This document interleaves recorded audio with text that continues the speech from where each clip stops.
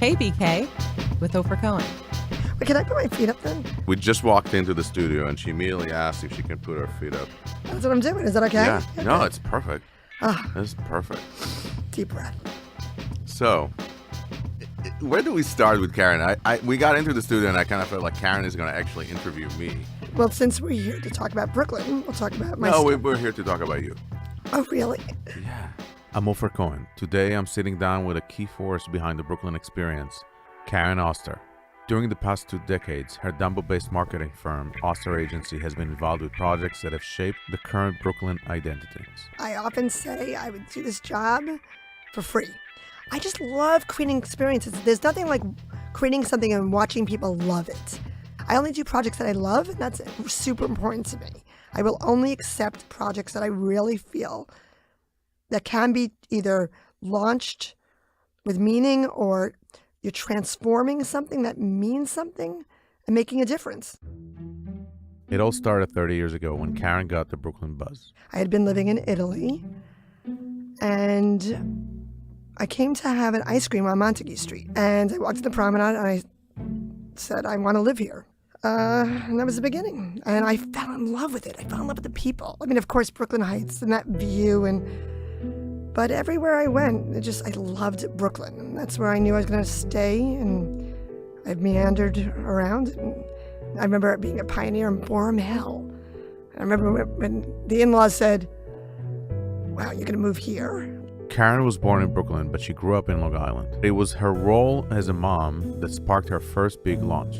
I wasn't fully immersed in Brooklyn. I was fully immersed in being a mom and I wasn't sure what I was going to do. I knew I had a vision of starting a company. I just didn't know with what. I could do anything, Life is large. And a friend of mine said, you're really bossy. You should be a producer. I was like, oh, yeah, what do you mean? That's how it started. I don't know if you know Dan Ziens. He's a musician. He was just launching his kids' music. And I knew, because I was in ad sales, how to get advertisers behind concepts. So I took the two. Dan was launching this music, and I got some local sponsors, and I produced my first concert in Pierpont Park in Brooklyn Heights. And it was a huge success. The more I created these family concerts, the more people came. And I was on a roll. That's how, from the family concerts, that's how I was hired to then do the park. Karen was hired by the Brooklyn Bridge Park Conservancy to tell a story about a new park to be developed along the East River. Here's an idea, folks. And we would have these little parlor meetings and tell people about this idea. They were dilapidated piers at that time. And how lucky that I fell into, I love telling a good story. I love telling people about an idea and really get them on board. Like that's what I love to do. Is, you don't know about this? Let me tell you. First, the niche was Brooklyn, right? Yes. Yeah, well, right. And Brooklyn-related brands. Right, like the Atlantic Antic. It was a very typical street festival, and I was asked to make it more Brooklyn authentic, selling sponsorship as well, and kind of creating a more equal Brooklyn festival, not just any festival that was, that you could find anywhere in New York City. This had to, we really invited the local nonprofits as well as the local artisans and the food vendors, and just really Brooklyn centric. And that's why the Antic is so much fun. Brooklyn bands.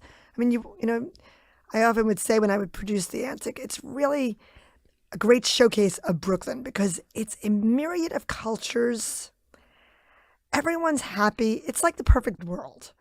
For every new project, the timing is everything. You don't want to just come in as an outsider. You need to enter Brooklyn with the right mix. You need to hire people that are Brooklyn-based, that, use Brooklyn designers and, hire Brooklyn musicians and Brooklyn bartenders. You can't just jump into Brooklyn and think you're going to take over. I won't mention people who've tried to do that and had to leave. Right. Or they're not accepted gracefully. But why is that? Why is Brooklyn such a unique place to enter and you need to be so sensible? Because it's still a community. And we're very sensitive about the mix of our community.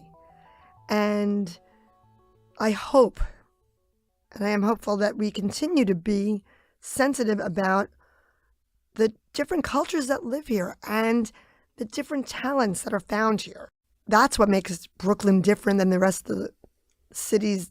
I just feel strongly that the beauty of Brooklyn is not only the architecture or the park, it's the people.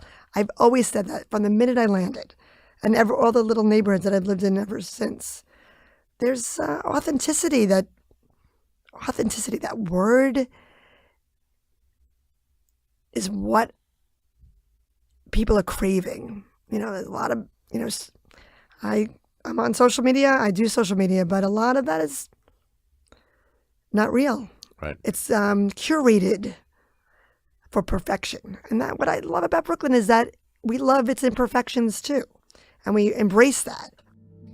From the Antic to Brooklyn Designs, she had found her niche and it was time to expand. Well, it came when my daughter asked me to leave the house. I was running the company from my house. She was around 12. She's like, Mom, I've had enough people in my house. I need my house, So I moved out to Flatbush Avenue, 33 Flatbush Avenue, which is, I don't know if you know that building. I know the building, yeah. It's like all these amazing startups and entrepreneurs. It was like kind of a cool building. It was awesome. It was like this breeding ground for entrepreneurs. Yeah. I mean, so many people have come out of that building, and There's a lot of creative energy in that building. Oh, it was unbelievable. And so that was my launch. He actually Al gave me free rent for a year. He said, I believe in what you're doing. I believe in your passion.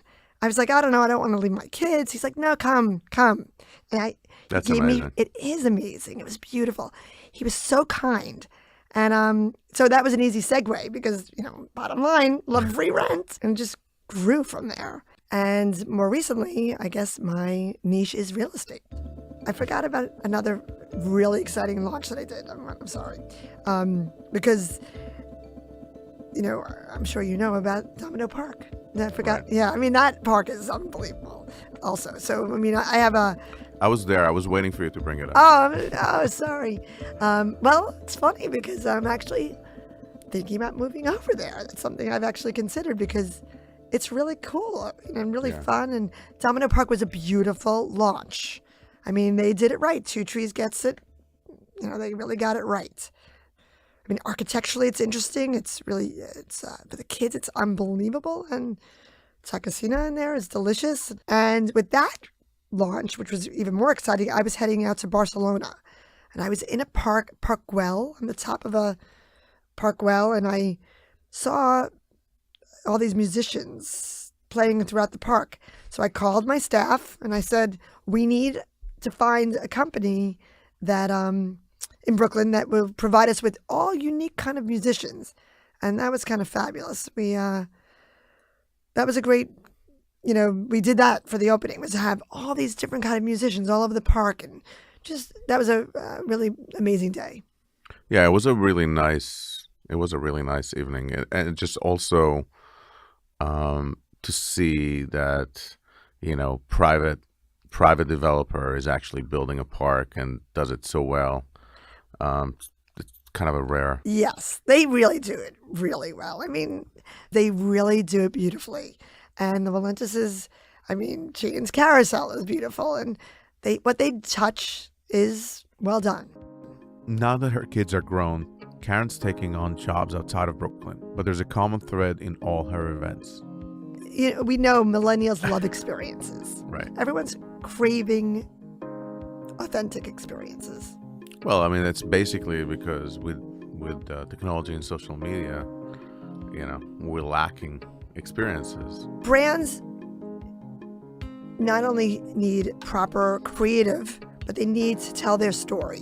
And that's what we're doing. It's creating their story. So if it's a developer that's launching a new building, well, there's a lot of buildings out there. So what makes your story different? What makes your property different? If you have a shopping center, we all know retail's not at its height right now. So the properties that we activate we create experiences, whether they're wellness experiences or art, exhibitions. We drive traffic to look at a new space, a new brand. Any great launch takes a good plan. And that's usually, depending on how large the project is, takes time. Because you can't just tell a story because it will not seem authentic if you're just telling it in 1 month, 2 months. It needs to really be told, and you really need to do what you say. If you're going to hire local, you need to Actually hire local. Yes. I get called in early. I mean, how lucky am I to get called in projects of these people that are creating amazing things? They call me and say, what do you think? Do you think you could, help us launch this? I mean, and again, I will not take on every job because I don't need to. My kids, I'm paying my last college bill. Very proud. I ran the marathon 2 years ago, and I say paying for college for kids is much harder than the marathon because, it just is. And I'm paying my last college bill next week. That's amazing. It is amazing. Congratulations. Thank you. So what do you think is next for you? More projects, bigger projects? Or is it doing things in different cities? Yes. Now that my kids are launched, I'm traveling all the time. And I'm visiting cities and seeing how they do it differently. I see what they do well and what they don't do well. And, I'm so lucky now. I've been part of this revival of Brooklyn, and now I notice what else is going on. Projects come like the BQX, Friends of BQX, the idea of creating this new transportation here through Brooklyn and Queens. I mean, I think I would love it personally. 100%. Yeah. So, I do a lot of work in Queens as well. So I wouldn't mind hopping on something like that to get to the next borough.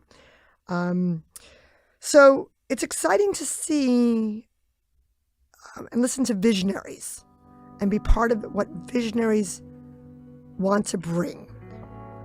So I'm listening. I just got my first electric scooter, paying attention, to how we'll make cities better. How can we, I've lived here, I've raised my children here. I loved raising my kids. As a career woman, it was so spectacular to be satisfied with my career, have my children close.